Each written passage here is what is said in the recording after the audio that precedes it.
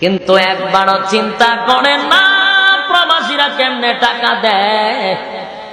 আমি নিজের চোখে একটা দৃশ্য দেখছি, নিজের চোখে কইতাম, একেবারে আসমানের নিচে বসা আল্লাহ সাক্ষী এই ঘটনা।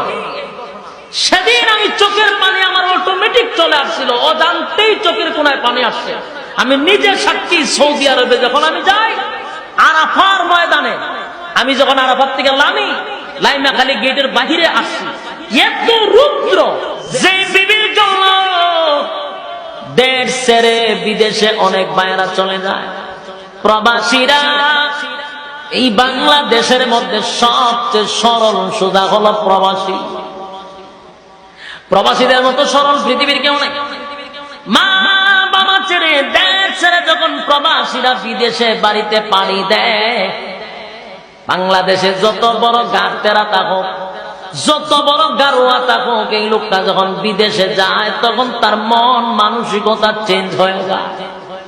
আর মা বাপ ছেড়েছে দেশ ছেড়েছে, এই মানুষটা দেশের মানুষের জন্য মায়া দয়া বেশি থাকে রে। যেই ছেলেটা বাংলাদেশের জীবনে কোনোদিন কাজকর্ম করে নাই, সারাদিন খালি খাইছে আর ঘুমাইছে, ব্যবসা বাণিজ্য করে নাই, বাবার লস করছে, কিন্তু যখন দেশ ছেড়ে বিদেশে যায় মরুভূমির রুদ্রের মধ্যে সে কাজ কাম করে, মাথার গাম ফায়ে ফেলে এখন টাকা উপার্জন করে।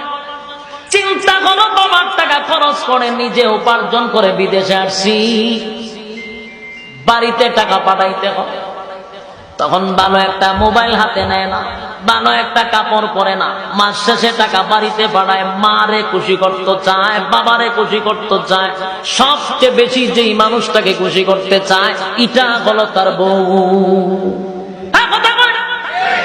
সবচেয়ে বেশি বউরে খুশি করতে চায়। যখন যা চায় তা বিদেশ থেকে বউয়ের জন্য পার্সেল পাঠায়া দেয়।